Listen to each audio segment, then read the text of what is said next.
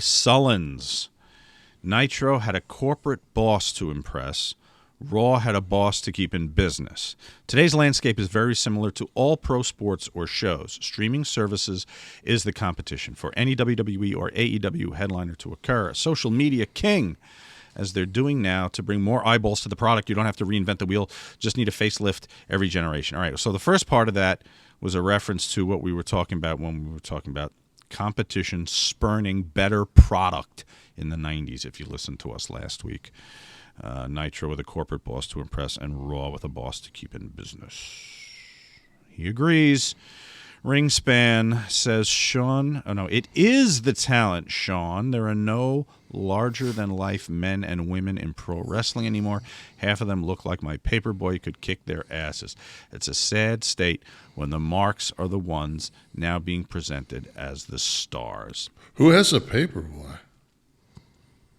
You don't get it. You don't prefer a hard paper anymore? Huh? You don't get a paper? No. Okay. No. I get a paper on the weekends. No. Well, yeah, but you could, yeah.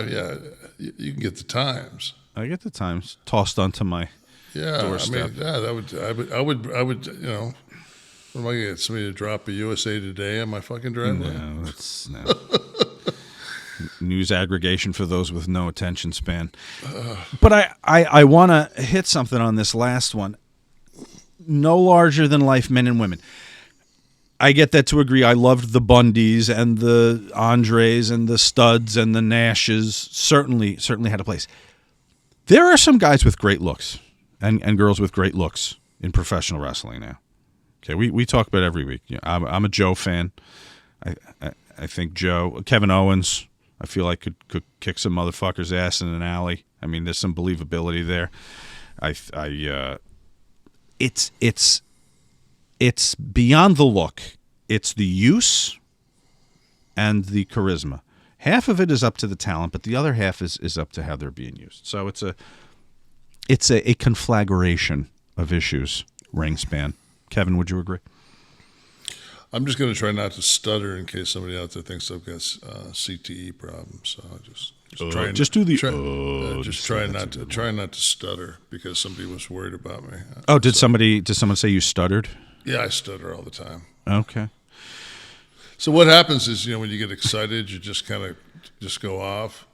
So what I'm going to do is I'm going to be monotone and boring as fuck, and really watch like everything I say, so I can come across like the people that do the news.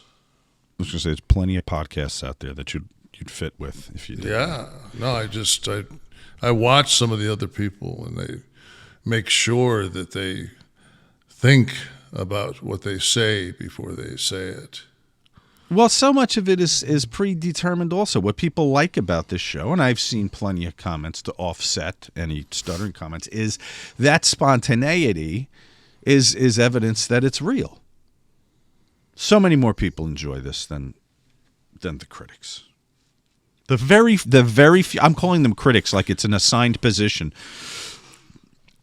But the thing is, though, if you can actually like dispel the myth that they think you've got some kind of a brain damage. It's like, no, I really don't. Well, it's the go-to because you're an athlete, and specifically a wrestler where there were some issues. But I like the term that when people call us morons. Oh. You're a moron because you don't think the same way I do. That's where we are today. Of course I don't. You scored 600 on your college board, you fucking mental midget. Why would I think the same as you?